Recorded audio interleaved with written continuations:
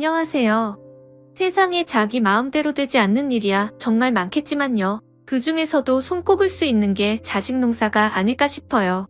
오늘 사연자님도 자식 농사 때문에 마음고생을 많이 하셨다고 하는데요. 오늘의 사연 어떤 내용일지 끝까지 함께 해주세요. 안녕하세요. 저는 최장한 말기 판정을 받은 70대 남자입니다. 작년 처음 판정을 받았을 때는 남은 시간이 6개월이라고 들었었는데요. 지금은 그 시기를 넘겼답니다. 오늘이 마지막인 사람처럼 산다는 말이 있지 않습니까? 제가 딱 그런 마음으로 지금껏 시간을 보내고 있죠. 저도 살 만큼 살았으니 이제 갈 때도 되었다고 생각했던 시기가 있었습니다. 그래서 내 마지막은 고향의 바다를 보고 가고 싶다고 생각했었죠. 하지만 그곳에서의 일이 제 생각을 송두리째 바꿔놓았습니다. 그리고 지금까지 왔죠. 제 이야기를 하자면 저는 사남매 중 장남으로 태어났습니다. 위로 누나가 있었는데 가정 형편이 어려웠던 시절 병에 걸려서 일찍 세상을 떠나고 말았습니다. 거기다 아버지라는 사람은 노름판에서 살던 사람이라 얼굴을 본 적이 손꼽을 정도였답니다. 당연히 집안 살림은 어머니께서 책임지고 계시는 거나 다름없었죠. 아버지께서 술에 취해 객사하고 나서부터는 남은 저희들을 위해 안 해본 일이 없으셨답니다. 저 역시도 아침부터 신문 배달을 시작해서 학교를 다니면서 돈이 될 만한 일들을 찾아다녔죠. 고등학교는 졸업해야 한다는 어머니 말씀만 아니었다면 진작 학교도 때려치웠을 겁니다. 저는 공부에 큰 뜻이 없었거든요. 하지만 동생 둘은 달랐죠. 둘 다 저와는 다르게 머리도 좋고 성적도 좋았어요. 그래서 저는 고등학교를 졸업하자마자 공장에 취직해서 동생들의 학비를 마련했습니다. 아내를 만난 것도 집안 어른들의 소개였습니다. 어른들끼리 이야기가 다 된 상태라 몇 번 보지도 않고 대뜸 날부터 잡았죠. 지금이야 무슨 그런 경우가 있나 싶겠지만 당시 시골에는 비일비재한 일이었답니다. 신혼생활이라 할 것도 없었고 아내와 저는 맨손으로 도시에 나와서 자리를 잡기 위해 노력했습니다. 지금 생각하면 정말 힘들었다 싶네요. 하루가 어떻게 가는지 세상이 어떻게 돌아가는지 아무것도 관심이 없었답니다. 그저 하루를 버티고 통장이 찍히는 숫자만이 전부였죠. 성실함이 가장 큰 무기였던 그 시절. 저는 운 좋게도 사장님 눈에 띄었습니다. 그 덕분에 고졸치고는 승진도 쭉쭉 할 수 있었죠. 사장님께서는 회사를 물려줄 자식이 없었습니다. 그래서 늘 자기가 죽으면 이 공장은 저더러 가지라고 하셨어요. 나중에 내가 이 회사만큼은 꼭 너한테 물려주려고. 너처럼 이렇게 부지런하게 일하는 사람이라면 피땀으로 세운 이 회사 잘 키우겠지. 아직 정정하시면서 무슨 그런 말씀을 하세요. 그리고 제가 할 줄 아는 게 뭐가 있다고요. 기계 돌리고 정비하는 것 제외하고는 아는 게 없는데요. 당연히 저는 그 말이 농담이라고 생각했지 진심일 것이라고는 조금 더 생각하지 않았어요. 그래서 진짜 사장님께서 병원에 누워 계시면서 제게 공장을 맡으라고 하셨을 때는 꿈인가 싶었습니다. 경영에 대해 아는 것이라고는 쥐뿔도 없던 제가 하루아침에 사장이라뇨. 현실성이라고는 눈을 씻고 찾아봐도 찾을 수 없었죠. 하지만 막상 사장이 되고 나니 욕심이 생기더라고요. 어떻게든 이 회사를 키우고 싶다는 생각이 들었습니다. 그때부터 저는 어린 시절 하지 않았던 공부를 시작했고 그것은 아내도 마찬가지였습니다.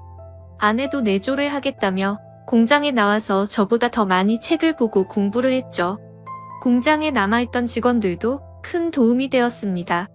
저희 부부를 포함해서 8명의 직원들이 정말 죽어라 매달렸죠.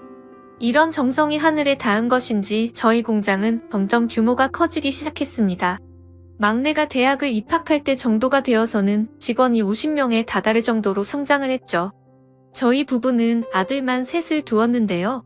아이들이 공부머리가 있더라고요. 천만다행으로 아내를 닮은 덕분이죠. 특히 막내는 대학을 다니던 중에 교환학생 자격으로 미국으로 건너갔는데 그곳에서 대학원 과정까지 마칠 정도로 똑똑했답니다. 지금은 한국으로 들어와 교수가 되었고요. 건축을 전공한 첫째는 대기업에 입사했다가 퇴직해서는 자기 이름을 건 사무소를 운영하고 있어요. 둘째는 치의대를 나와서 치과 의사를 하고 있답니다. 자기들끼리 우애해도 어찌나 좋은지 몰라요. 셋이서 여행도 자주 다닐 정도였죠. 한 번은 술길을 다녀오겠다며 자기들끼리 배낭을 끼고 집을 나선 적도 있답니다. 제 기억이 맞다면 아마 막내 제대의 기념이었던 것 같아요. 다른 집을 보면 이렇게까지 하는 형제들은 없더라고요. 주변 사람들 중에는 저희 부부가 자식 농사는 끝내주게 잘 지어왔다고 부러워하는 분들이 많은데요. 저 역시도 아들들을 보고 있으면 번듯하게 참 잘 커졌다 싶은 생각이 들어요. 다만 저렇게 자라는 동안 곁에 있어주지 못한 것이 참 많이 후회가 됩니다. 일주일 내내 회사에 출근을 했고 새벽같이 나가서는 늘 밤늦게 들어왔거든요. 하루 쉬는 날이 있다 싶으면 피곤하다고 누워서 잠만 잤고요. 나중에 앨범을 보니 참 애들 사진이 없더라고요. 놀러가서 가족 사진 찍은 마지막이 막내가 막 걷기 시작할 때였죠. 그래서 그런 점이 참 많이도 후회되었답니다. 저희 아이들은 결혼도 일찍 했어요. 다른 집 애들은 결혼 문제로 속을 어지간히 썩인다고 하는데 어디서 자기 짝들을 다 찾아오는 건지 알아서 데리고 와서는 결혼을 하겠다고 하더라고요. 첫째 며느리는 큰아들과 같은 대학을 나왔다고 하더군요. 처음 인사 왔을 때는 목소리도 크고 자기 할 말은 똑부러지게 하는 그런 인상을 받았죠. 아내는 장군감이라고 표현하기도 했지만 정말 잘 어울린다고 생각이 들었습니다. 첫째 며느리를 보면서 큰아들이 아주 잡혀 살겠구나 싶은 생각도 들었고요. 어느 날 결혼을 앞두고 큰아들의 얼굴이 며칠이나 엉망이었죠. 결혼 준비를 하다 보면 메리지 블루라고 해서 잠깐 오는 불안감과 같은 가벼운 우울증이 있다고 들었는데 그런 종류인가 추측하기도 했었는데요. 하루는 첫째 며느리가 집에 찾아와서는 할 말이 있다고 하더군요. 저희 부부는 내심 겁이 좀 나기도 했었어요. 결혼 못한다는 소리가 나오는 것은 아닐까 하고 말이죠. 그런데 둘이 크게 싸웠다고 하면서 신혼집 이야기를 꺼내더라고요. 처음부터 독립하기로 이야기가 되어 있었는데 첫째 며느리가 무조건 저희와 살겠다고 고집을 부렸습니다. 너희는 직업이 직업인지라 출장도 잡고 해외 파견도 있잖아. 그런데 어른들이랑 살면 신경 쓸 일 많은 텐데 피곤하지 않겠니? 무엇보다도 너희 다 독립하고 나면 너희 시어머니랑 둘이서 단촐하게 살자고 노후 계획도 세웠었는데 갑자기 이게 무슨 소리야? 그래도 제가 맏며느리인데 모셔야죠. 맞이가 어디 괜히 맞이겠어요? 아버님 어머님 곁을 지켜드리는 게 맞죠. 제사 문제도 있고요. 나가 산다고 해서 맞이가 아니게 되는 것도 아닌데 무슨 소리야. 그리고 제사는 너희 시아버지가 절에서 지내자고 해서 집에서는 할 일도 따로 없어. 그러니까 고집 부리지 말고 그냥 직장 근처에 아파트 구해라. 그러다 나중에 동서가 들어와서 두 분 모시고 산다고. 그러면 제가 순위에서 밀릴 수도 있잖아요. 첫째 며느리는 순위가 밀린다는 것은 있을 수 없는 일이라고 말하더군요. 순위라니 무슨 장기자랑 나와서 1등, 2등 하는 것도 아니고 자식들 사이에 순위가 무슨 소용이 있어서 그런 말을 하는지 조금 더 이해가 되지 않았죠. 저희 부부는 자식들 사이에 순위가 어디 있느냐며 점잖게 첫째 며느리를 달랬습니다. 그제야 첫째 며느리도 아차했는지 그런 말이 아니라고 하면서 저희와 시간을 보내고 싶어서라고 말을 바꾸더군요. 같이 살지 않는다고 얼굴 안 보고 지낼 것도 아닌데 뭘 그렇게까지 해. 너희 시간 나면 함께 밥을 먹던 휴가를 가든지 그렇게 하면 되는데. 됐다. 우리는 너희랑 같이 살 생각 없으니까 아파트 따로 구하렴. 그럼 나중에 도련님들 결혼해도 다 독립시킬 예정이신 거죠? 그렇다니까. 우리는 우리 나름의 노후가 다 계획되어 있어. 첫째 며느리는 그제야 고개를 끄덕이며 알겠다고 하더군요. 그런데 직장 주변에 집을 구할 줄 알았는데 저희 집에서 걸어서 15분 거리의 단지에 집을 구했더라고요. 그곳까지 오라 할 수는 없어서 그러려니 하고 넘어갔죠. 그로부터 1년이 지나고 둘째 역시 결혼을 하겠다고 여자를 데려왔습니다. 소개팅에서 만난 학원 강사라고 하더군요. 애교가 어찌나 많은지 처음 인사 온 날부터 첫째 며느리에게는 형님, 아내에게는 어머니라고 부르면서 팔짱도 스스럼 없이 낄 정도였어요. 왜 그런 말 있지 않습니까? 입안에 혀처럼 군다는 말. 딱 그런 아이였죠. 집안에 딸이 없다 보니 둘째 며느리의 밝은 에너지와 애교스러운 목소리는 확실히 눈에 띄었습니다. 첫째 며느리도 그런 동서가 귀여운지 둘이 잘 지내기도 했고요. 결혼식을 올린 후에도 저희 집에 가장 많이 왔던 며느리를 따지자면 단연 둘째 며느리였죠. 특히 아내에게 정말 잘했답니다. 어머니, 저랑 같이 쇼핑 갔다가 어머니 좋아하시는 전시회도 보고 와요. 아내가 워낙 차분한 성격의 집에서 시간 보내는 것을 좋아하는 성향이다 보니 부산스럽기까지 한 둘째 며느리와 함께 있으면 정신을 못 차리는 것 같았어요. 며칠 전에도 다녀왔잖니? 오늘은 절에 다녀올 생각이란다. 그러니 너는 쉬었다가 출근해. 시험 기간이라 바쁘다고 하더니 괜찮아? 시험 대비 하루 이틀 안 와요. 다 준비되어 있죠. 그럼 어머니? 제가 어머니 모시고 절에 갈까요? 괜찮아. 절까지 멀기도 하고 박 기사가 대기하고 있으니까 괜찮단다. 둘째 며느리는 아내가 거절하는 소리에도 아랑곳하지 않고 아내를 따라다녔답니다. 저는 아내에게 저렇게 잘 따르는데 적당히 상대해주라고 말했지만 아내는 한숨을 내쉬며 고개만 절레절레 흔들었죠. 그리고는 제게 기계 말고는 아는 것이 없는 사람이라며 알 수 없는 말들을 중얼거리기도 했답니다. 당시에는 아내가 왜 그러나 싶었는데 나중에 일을 겪고 나니 아내가 참 사람 보는 눈이 남달랐구나 싶었죠. 막내가 결혼을 한 것은 둘째 며느리가 들어오고 나서 6개월도 되지 않은 시점이었습니다. 함께 유학을 했다고 하면서 데려왔어요. 앞에 며느리들과는 전혀 다른 느낌이 들었어요. 조용하기도 했고 차분하게 거리감을 둔다고 해야 할까요? 그런데 그런 거리감이 전혀 사람을 기분 나쁘게 만들지는 않았어요. 오히려 우리를 어려워하는구나 싶었죠. 아내의 반응도 지금까지와는 사뭇 달랐습니다. 이전에 애들이 인사를 왔을 때는 많은 말을 하지 않았었는데 이번에는 아내가 나서서 이것저것 물어보고 이야기를 먼저 꺼내더라고요. 그 모습에서 저는 과거 아내를 처음 만났을 때를 떠올릴 수 있었어요. 아내를 정말 많이 닮았더라고요. 아내는 애교가 많은 사람도 그렇다고 말을 많이 하는 사람도 아니었어요. 저희 어머니께서는 늘 그런 아내를 마음에 들어 하셨죠. 사람이 가볍지도 무겁지도 않다고 하시면서 저런 사람이 진국이라고 하셨거든요. 조심성이 많고 생각을 행동에 옮김에 있어서 상대방을 먼저 배려할 줄 아는 그런 사람이라고 항상 칭찬하셨답니다. 그런데 막내 며느리가 딱 아내의 옛 모습과 같더라고요. 그런 생각을 하는 것은 저뿐만이 아니었는지 아내는 유독 막내 며느리를 예뻐했답니다. 당연히 다른 며느리들은 그런 모습에 질투를 하기도 했고요. 어머니, 막내 동서만 너무 예뻐하세요. 질투나게. 그런 게 어디 있어.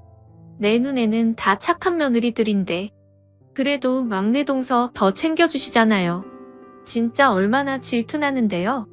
아이들이 와서 심통난 사람처럼 굴면 아내는 다 똑같은 자식이라고 웃어 넘겼지만 며느리들의 투덜거림은 멈추지 않았죠. 때로는 그게 독이 되어서 막내를 괴롭히는 것은 아닐까 생각이 들기도 했습니다. 대표적으로는 기념일이나 명절 같은 경우 막내 며느리만 따로 움직인다는 느낌을 많이 받았답니다. 저희 집에 올 때도 첫째와 둘째는 함께 오는데 막내만 따로 온다거나 선물을 준비해도 첫째와 둘째는 함께 했다고 하면서 내밀기도 했고요. 심지어 아내와 식사하는 자리를 만들 때도 막내만 교묘하게 빼고 보는 일들도 있었죠. 여고생들도 아니고 무슨 이런 일이 다 있나 싶었지만 막내가 크게 불편하지 않다고 괜찮다고 말해서 나서지도 않았습니다. 하루는 제 생일이라고 선물을 가져왔는데 입이 떡 벌어질 정도의 비싼 코트를 주더라고요. 겨울 한철 입으면 끝일 옷을 이렇게까지 비싼 돈을 주고 구입해야 하나 싶은 생각이 들었답니다. 겨울 한철 입고 말 것을 뭐 이렇게 비싼 걸 사가지고 왔어 세상에나? 아버님 입으실 건데 아무거나 어떻게 사요? 아래 사람들 보는 눈도 있는데 이 정도는 걸쳐 주셔야죠. 괜히 싸구려 입고 가시면 다른 사람들이 뭐라고 생각하겠어요. 맞아요. 아버님. 그리고 이게 뭐가 비싸다고요. 이 브랜드 명품 반열에 겨우 턱걸이 하는 수준인데요. 그러니까 부담스럽다고 생각하지 마시고 편하게 입고 다녀주세요. 저희 마음 생각했어요. 저는 부담스럽기도 했지만 솔직히 내심 뿌듯하기도 했답니다. 입고 나가면 다들 어디선 안 오시냐고 물어보더라고요. 며느리가 해줬다고 하면 어찌나 부러워하는지 괜히 어깨도 올라가고 기분도 우쭐했죠. 자식 농사에 자신 있었는데 며느리까지도 완벽하다는 생각이 들 정도였답니다. 바보같이 말이죠. 며느리들이 달라지기 시작한 것은 아내가 암으로 먼저 세상을 떠나고 나서부터였습니다. 어디서 본 글인데 세상에서 가장 큰 스트레스 중 하나가 바로 배우자의 사망이라고 하더군요. 그 때문에 우울증에 걸리는 사람들도 있다고 하고요. 다른 남편들도 그렇겠지만 저 역시도 아내를 먼저 보낼 것이라고는 단 한 번도 생각해 본 적이 없어서 그 충격이 컸습니다. 다행히 자식들이 수시로 챙겨준 덕분에 견딜 수 있었죠. 손주들의 자식들 아니었으면 아마 저는 우울증에 빠져서 허울적 걸렸을지도 모르겠네요. 겨우 몸을 추스르고 있는데 하루는 첫째 며느리가 저를 찾아왔습니다. 의논할 일이 있다고 하면서 말이죠. 아버님 그이가 이야기를 못하는 것 같아서 제가 이렇게 찾아왔습니다. 제발 부탁드릴 테니까 그이 좀 도와주세요. 도와달라니? 그게 무슨 말이냐? 무슨 일이라도 있어? 아버님 아시다시피 그이나 저나 회사에서 경험 쌓을 만큼 쌓았고 능력도 충분히 된다고 생각해요. 아버님도 이쪽과도 관련 있는 일을 하셨으니 아시잖아요. 제가 운영하고 있는 회사가 건축 관련 하청업자라 큰아들이 이쪽에서 어느 정도 이름이 알려져 있다는 것은 알고 있었습니다. 그래서 더 자랑스럽기도 했고 한때는 아들에게 이 회사를 물려주는 것이 어떨까 생각하게 됐었죠. 그런데 그게 어떻다는 말이냐? 독립할 시점이 됐는데 도통 움직일 생각이 없는 것 같아서요. 회사 계속 다닌다고 해도 결국 승진하는데 한계가 있을 거고 그럴 바에는 한 살이라도 어릴 때 독립해서 활동했으면 좋겠거든요. 그런데 나도 도와달라는 말은 뭐냐? 첫째 며느리는 잠시 망설였어요. 직감적으로 저는 돈 이야기라는 것을 알 수 있었습니다. 아내가 살아있었을 때 한번 이야기를 한 적도 있었고요. 첫째가 독립을 하고 싶어 하는데 그 자금을 우리가 투자했으면 하는 것 같다고 말이죠. 그때 아내가 그랬거든요. 처음부터 크게 판 벌리고 싶어 하는 것 같아서 못 믿었다고 말이죠. 처음 시작할 생각이라면 작게라도 해서 차츰 키워나가는 것이 맞을 텐데 첫째 며느리는 투자를 잔뜩 받아서 크게 하고 싶어 한다고 말했던 것이 기억났습니다. 그래서 아버님이 좀 도와주세요. 이쪽에서 일도 많이 하셨으니까 아시는 분들도 많으시잖아요. 아버님께서 나서서 도와주시면 그 애도 마음 돌리고 독립할 거고 자리도 금방 잡을 수 있잖아요. 내가 나서서 하면 그게 너의 사업이 되겠니? 너의 손으로 쌓아서 만들 게 아니면 나중에 다 무너지게 되어 있다. 사무실 열고 싶으면 내가 작은 곳이라도 알아봐 주마. 하지만 그 이상을 내게 도와달라고 하면 그건 결국 모래성에 집 짓는 거랑 뭐가 다르겠니? 아버님, 어떻게 그렇게 말씀을 하세요? 맏아들이잖아요. 나중에 아버님 돌아가시면 회사를 물려받을 맏아들이요. 그이가 잘 돼야 서방님이나 동서들도 잘 되는 거 아니겠어요? 그이 아니면 누가 아버님에서 받겠어요? 둘째 서방님이요? 아니면 막내 서방님? 결국은 다 그이가 받을 건데 그러지 말고 좀 도와주세요. 기가 차더군요. 떡 줄 사람은 생각도 하지 않는데 김치국을 마시는 격이었죠. 앞에서 말했듯이 그런 생각을 한 적도 물론 있었습니다. 돌아가신 사장님을 봐서라도 제 선에서 문을 닫을 수는 없으니까 말이죠. 하지만 한편으로는 저도 사장님처럼 정말 이 회사를 잘 운영할 수 있는 사람에게 맡기고 싶었습니다. 그래서 지금은 잠시 물러서서 다른 직원들이 일하는 것을 지켜보는 중이었답니다. 저는 정색하고 첫째 며느리에게 말했어요. 이 회사 누가 너희한테 물려준다고 하더냐? 나는 회사를 잘 운영할 수 있는 사람에게 맡길 거야. 그게 첫째라는 보장은 어디에도 없다. 내 자식이든 아니든 상관없어. 나에게 사장님이 맡겨주셨던 것처럼 말이다. 그러니까 그런 생각이라면 아예 꿈도 꾸지 말거라. 시작부터 요양을 바래서 무슨 사업을 하겠다고. 아버님, 어떻게 그렇게 말씀하실 수가 있으세요? 저나 그이 어머니 아버님이랑 같은 직종에서 일하고 있어요. 당연히 저희가 물려받아야 되는 거 아니에요? 어떻게 생판 남한테 준다고 말씀하실 수가 있으세요? 전대 사장님이야. 자식이 없었다고 하지만 아버님은 아니시잖아요. 첫째 며느리는 온갖 말들로 저를 설득하려고 했지만 제 마음은 한결같았습니다. 그렇게 첫째 며느리를 쫓아내고 나니 마음이 허하더군요. 유독 자신이 맏며느리라고 강조하는 것이 책임감 때문이라고 생각했는데 어쩌면 그것 때문이 아닐 수도 있겠다는 느낌이 들었죠. 그렇게 생각을 하다 보니 예전에 신혼 살림 문제로 소란이 있었을 때 입에 올렸던 순이라는 것이 이런 것인가 싶었답니다. 며칠이 지나고 큰 아들이 첫째 며느리와 다시 저를 찾아왔습니다. 큰 아들은 첫째 며느리가 했던 말에 관해서 제게 사과를 하더군요. 자신은 단 한 번도 그런 생각을 한 적이 없었다고 말이죠. 죄송합니다. 아버지, 실망 많이 하셨을 거 알고 있습니다. 앞으로 2번 다시 그런 말 입에 올리는 일 없도록 할 테니까 용서해 주세요. 내가 섭섭하게 생각할 수도 있다만 내 생각에는 변함없다. 널 도와줄 수는 있다만 그렇다고 내가 나서서 해줄 것이라고는 생각하지 마라. 물론입니다. 사실 이 사람 말처럼 사무소 시작할까 싶어서 적당한 사무실 알아보고 있는 중이었어요. 당신 뭐해 사과드리지 않고. 큰아들은 얌전히 고개만 숙이고 있는 첫째 며느리를 축하고 치더군요. 첫째 며느리는 마지못해 사과하는 사람처럼 죄송하다는 말 딱 한마디만 하고는 다시 입을 다물었습니다. 누가 봐도 끌려와서 하는 사과였죠. 저는 그 부분까지 지적해서 이를 더 키우고 싶지 않았습니다. 큰 아들의 의지도 알았고 첫째 며느리가 아무리 억지를 부린다고 해도 큰 아들의 마음이 바뀔 것 같지는 않았거든요. 저는 이왕 시작하는 일 최선을 다해서 해보라고 격려하고는 자리를 넘겼습니다. 한동안 첫째 며느리는 서운함을 숨기지 못했지만 시간이 흐르니 그것도 괜찮아지더군요.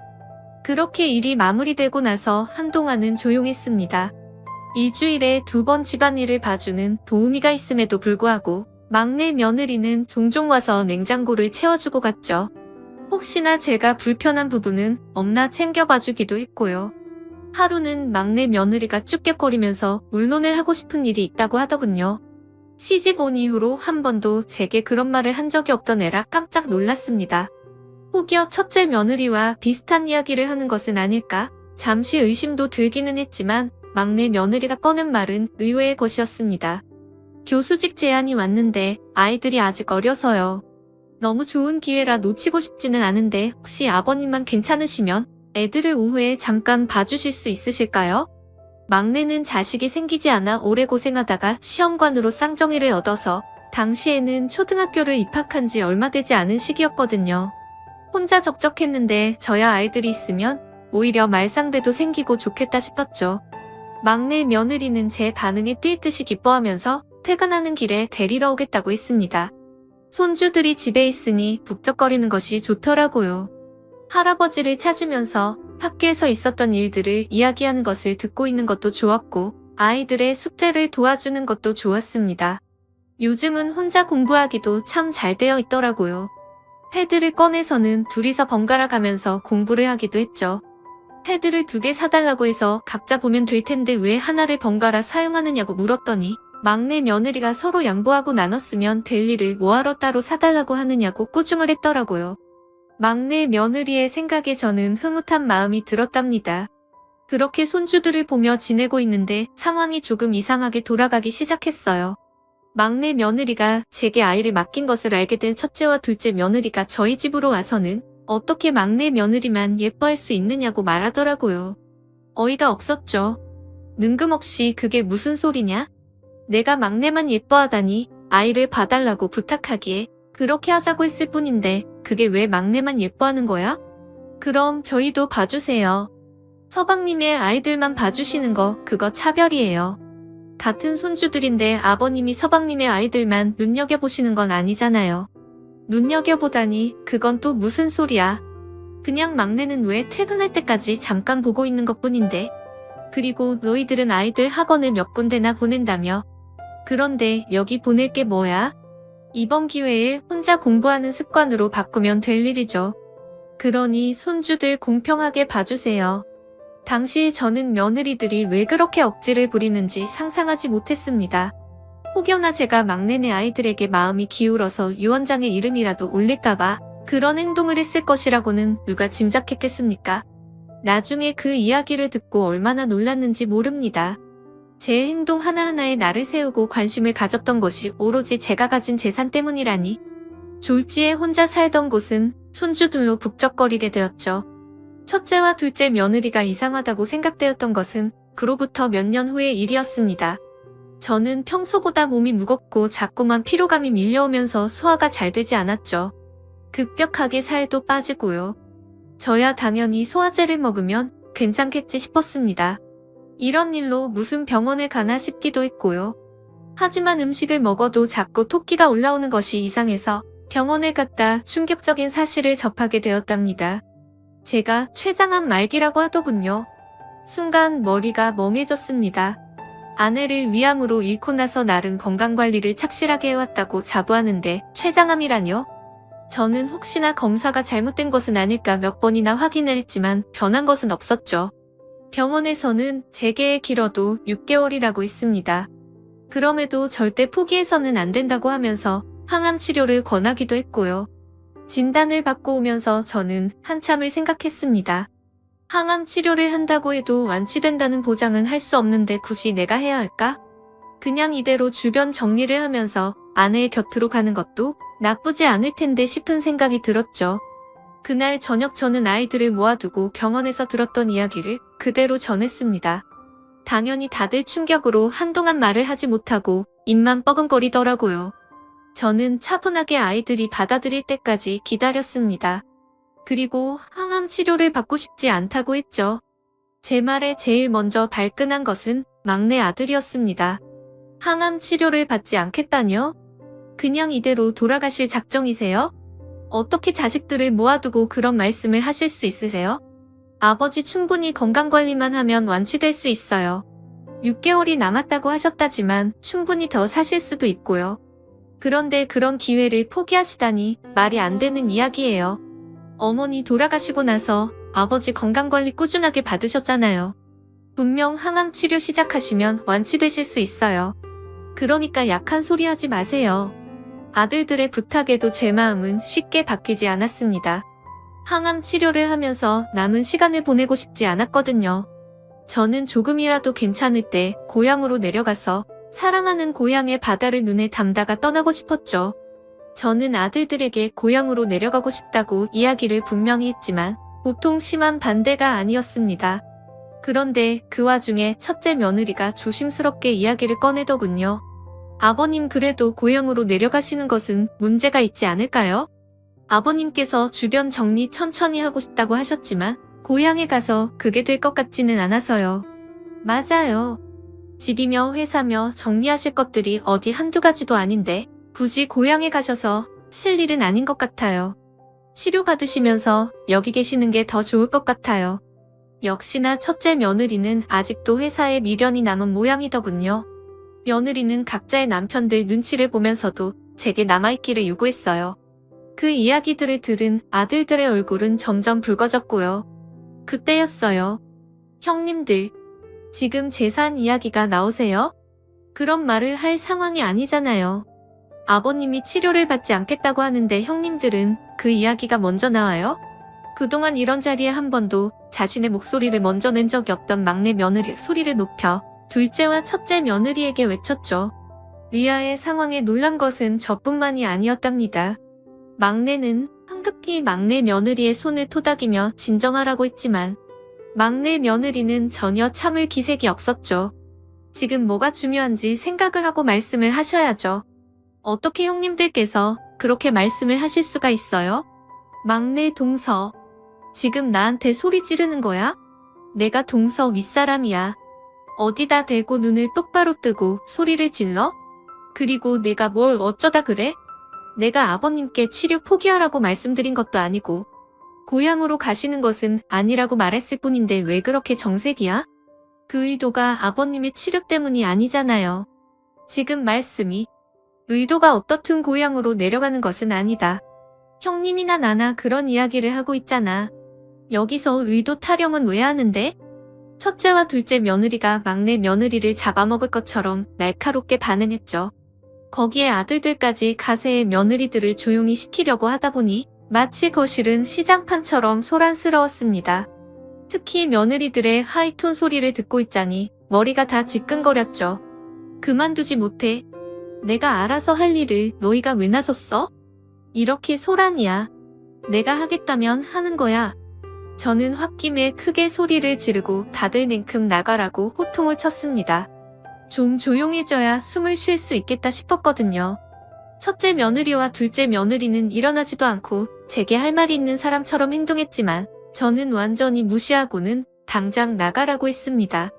혼자가 되어서야 저는 두통이 가시는 기분이었죠. 이후에도 몇 번이고 저희 집에서는 가족회의가 열렸습니다. 아들들과는 여전히 팽팽하게 의견이 맞서고 있었죠. 결국 저는 고향을 보고 와서 다시 항암 치료 문제를 이야기하는 것으로 합의를 했습니다. 혹시 내려갔다가 다시 오지 않겠다는 소리를 할까 싶었는지 자식들은 저를 따라 나서겠다고 했고요. 온 가족이 시골의 조그마한 바닷가에 모이게 되었죠. 저는 며느리들과 먼저 내려왔습니다. 고향은 정말이지 변한 것이 없었습니다. 도시는 10년만 지나도 못 알아볼 정도로 바뀌었는데 여기는 그대로다군요. 간만에 맡은 바다의 짠 냄새는 제 마음을 편안하게 만들어주었어요. 아내가 먼저 떠나고 나서 저는 어린 시절을 보냈던 집을 사서 수리를 했습니다. 나중에 이곳에 내려와서 마지막을 보낼 생각으로 말이죠. 덕분에 고향으로 내려와 어디에서 지내야 하는지 걱정은 없었답니다. 저는 바닷바람을 좀 더 쐬고 싶다는 생각이 들었어요. 짐을 푼다고 정신없는 며느리들을 뒤로하고 저는 바닷가를 천천히 걸었습니다. 함께였으면 더 좋았을 텐데 괜히 먼저 간 아내가 떠올랐습니다. 아내가 많이 보고 싶다군요. 아버님 바람이 찬데 혼자 나오시면 어떡해요? 막내 며느리는 제게 가디건을 내밀었어요. 어떻게 알고 나온 것인지 본인도 가볍게 걸쳐 코가 빨개질 정도면서 추운데 그냥 나왔다고 타박이었죠. 네가 나보다 더 추워 보이는데 무슨. 혼자 와도 된다니까 기어코 따라 나서더니 다들 춥다고 난리지. 오랫동안 비워진 곳이라 따뜻해지려면 시간이 좀 있어야 할 게다. 금방 따뜻해지겠죠. 저야말로 형님들이 오신다고 해서 놀랐는데요. 두 분이 여기까지 오실 거라고는 생각 못했거든요. 나는 너희들 전부 온다고 해서 더 놀랐는데 무슨. 됐다. 그냥 들어가자. 오늘만 날이 아닐 텐데.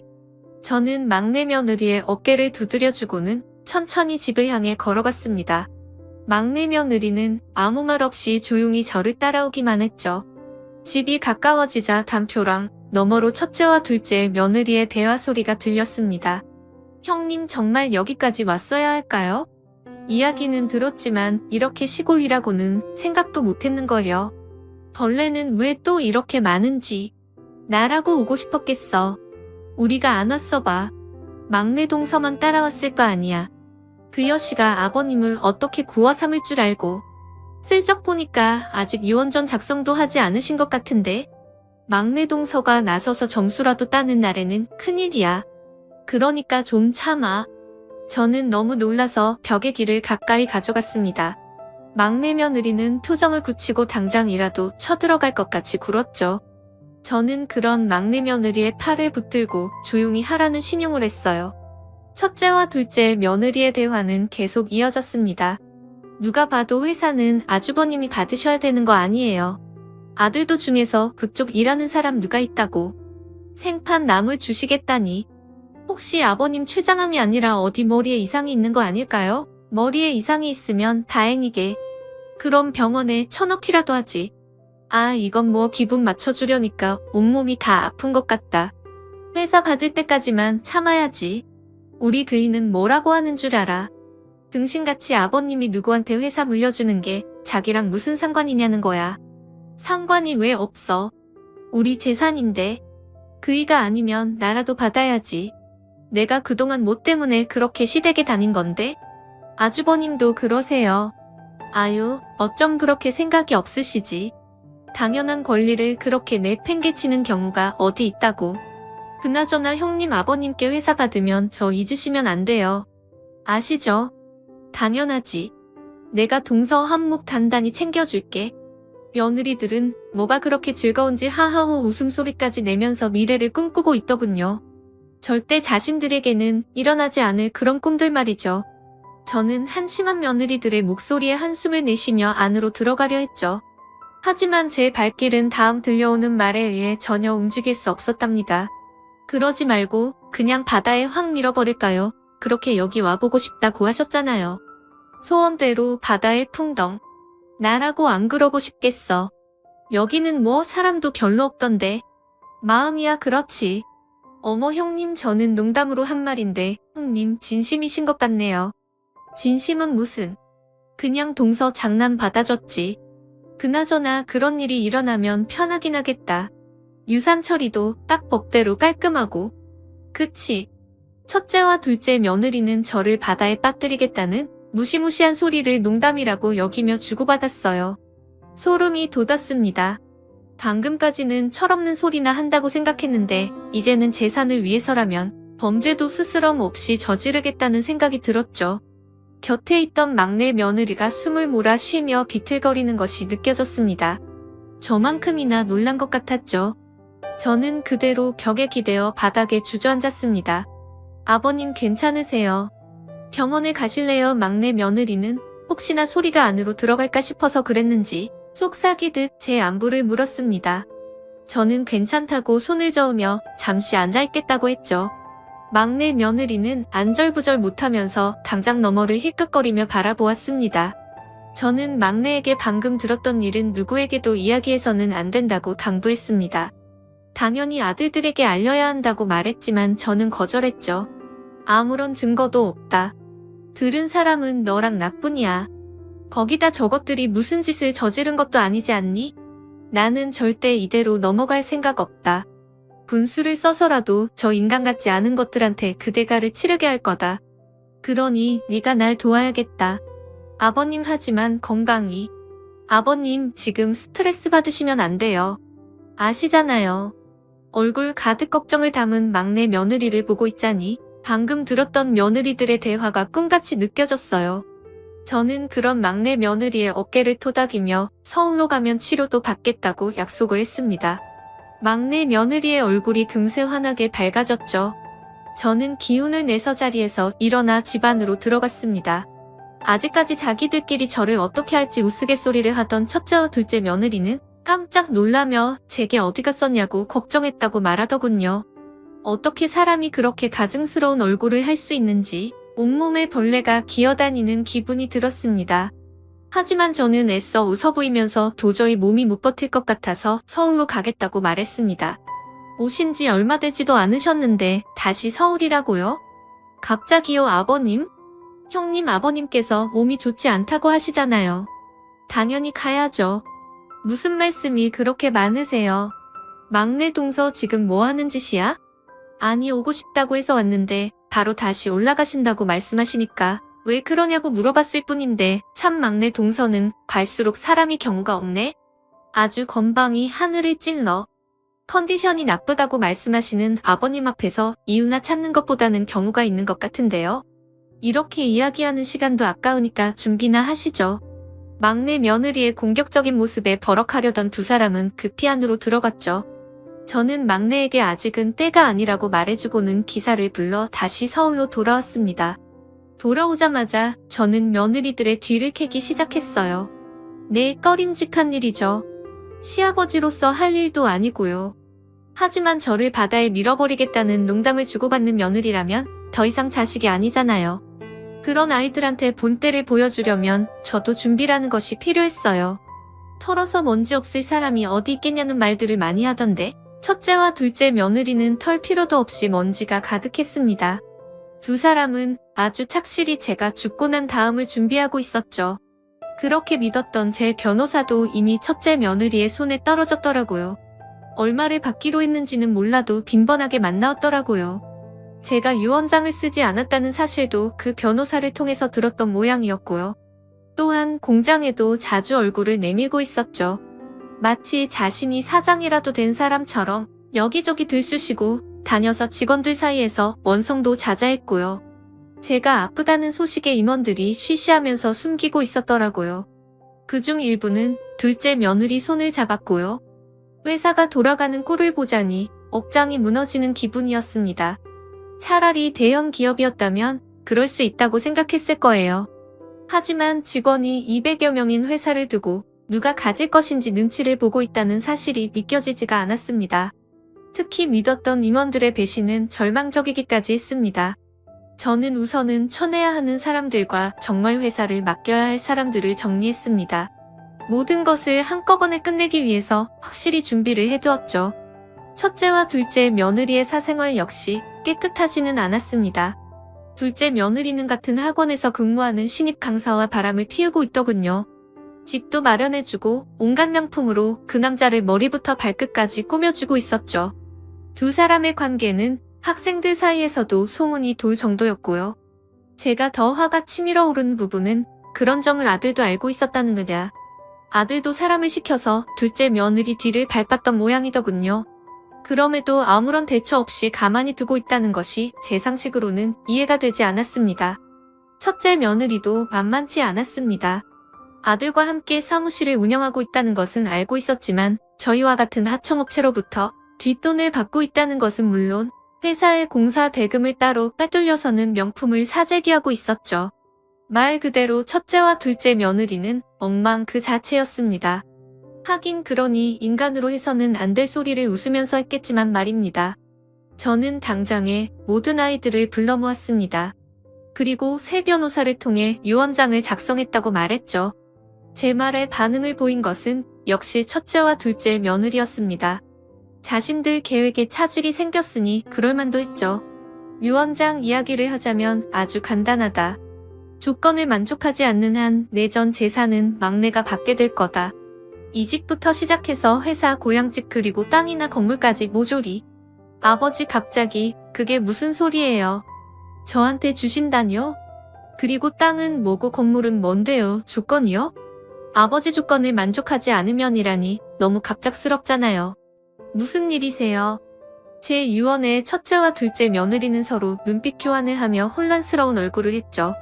그것도 그럴 것이 제가 땅이나 건물에 대해서는 단 한마디도 하지 않았거든요.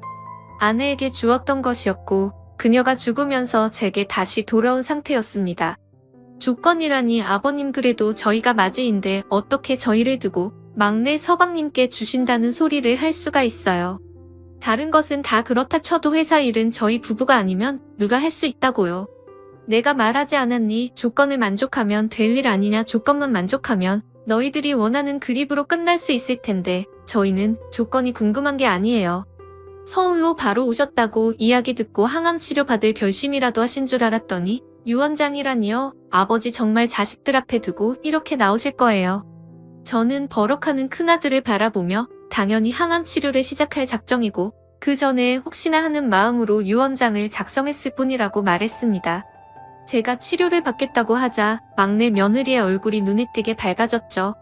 조건은 간단하다. 막내를 제외한 너희 두 놈이 이혼만 하면 된단다. 그럼 내 재산은 무엇이 되었든 똑같이 나누어 가지게 될 거야. 너희들이 원한다면 말이지. 폭탄 선언 같은 제 말이 끝나고 나서 한동안 숨쉬는 소리 외에는 아무것도 들리지 않았어요. 다들 놀란 얼굴로 저만 바라보고 있었죠. 특히 첫째와 둘째 며느리는 새하얗게 질린 얼굴로 서로 얼굴을 마주 보기만 했고요. 이혼이라뇨? 아버님, 저희 부부가 무슨 잘못을 했다고 이혼을 하라고 하시는 거예요? 이런 법은 없습니다. 아버님 마음대로 이렇게 하실 수는 없다고요. 재산 상속 조건이 이혼이라뇨? 말이 되는 소리를 하세요. 아버님, 첫째와 둘째 며느리는 말도 안 되는 소리라고 펄쩍 뛰었답니다. 당연히 큰아들은 영문을 모르겠다는 표정을 짓고 있었죠. 하지만 둘째 아들은 눈을 감고 가만히 앉아 있었습니다. 내가 죽기를 소원하는 며느리들을 가만히 두고 보기만 할 것 같았니?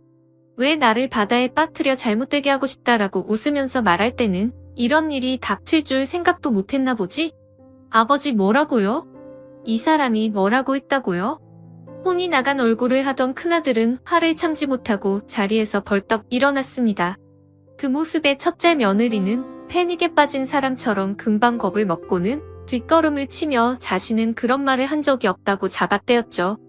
하지만 막내 며느리까지 나서서 자신이 모든 것을 들었다고 말하자 더 이상은 발뺌할 수 없다 싶었는지 바닥에 납작 엎드려서는 용서해달라고 빌었어요.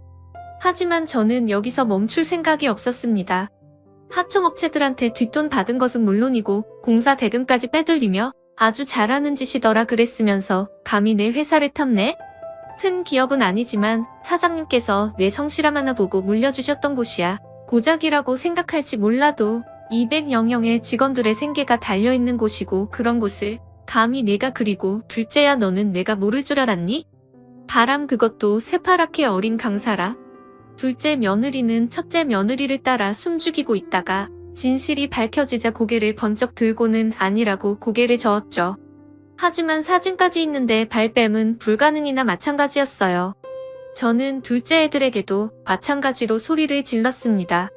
아무리 생각을 하고 또 해도 치과 의사나 될 만큼 공부한 놈이 왜 둘째 며느리의 외도를 방관하고 있었는지 이해가 되지 않았기 때문이었죠. 너는 이 모든 것을 알고 있었으면서 어떻게 가만히 있을 생각을 해? 죄송합니다. 제가 생각이 짧았습니다. 너는 자식들 생각은 조금도 안 해봤냐? 시아버지가 죽었으면 좋겠다고 말하는 어미 아래에서 무엇을 배울 수 있다고? 체력이 확실히 떨어진 것인지 몇 번 버럭하고 났더니 머리가 어지럽게 시작했죠. 저의 모습에 놀란 것은 자식들이었습니다. 막내 며느리는 사색이 되어서 저를 붙들고는 무리하면 안 된다고 했죠.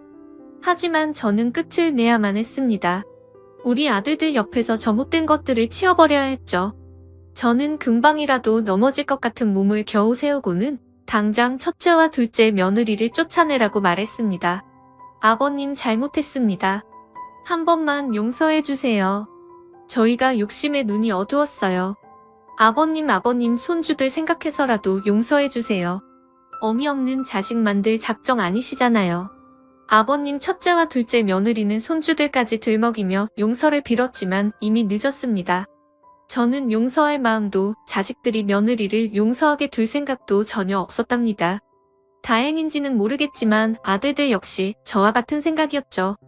결심이 섰는지 당장 밖으로 나가라고 첫째와 둘째 며느리를 몰아내더라고요. 맨발로 쫓겨나듯 나가는 두 며느리를 바라보며 저는 그제야 몸을 소파에 기댈 수 있었습니다. 그렇게 폭풍우 같은 순간이 지나고 아이들은 재산이 어떻게 되든 상관없다고 말하며 이혼을 강행했죠. 특히 첫째 며느리는 뇌물 갈취 혐의뿐만 아니라 횡령으로 검찰 조사까지 받는다고 하더군요. 둘째 며느리는 학원 문까지 닫고 이혼 이후 어디론가 사라졌다는데 그 부분까지는 관심이 없어서 알아보지 않았습니다. 저는 아이들과 약속한 대로 꾸준하게 항암 치료를 받기 시작했어요. 막내 며느리 덕분에 식단 관리도 철저하게 했기 때문에 확실히 경과는 좋다고 하더군요. 그래서 남았다는 시간을 넘어 지금까지도 건강하게 살고 있는 거 아닐까 싶습니다. 아마 아내의 곁으로 가는 것은 잠시 뒤로 미뤄야 할 것 같습니다. 아내라면 제가 조금 더 늦게 간다고 해서 서운할 사람이 아닐 테니 괜찮겠죠. 저는 오늘도 충실히 하루를 보내고 있습니다. 감사합니다.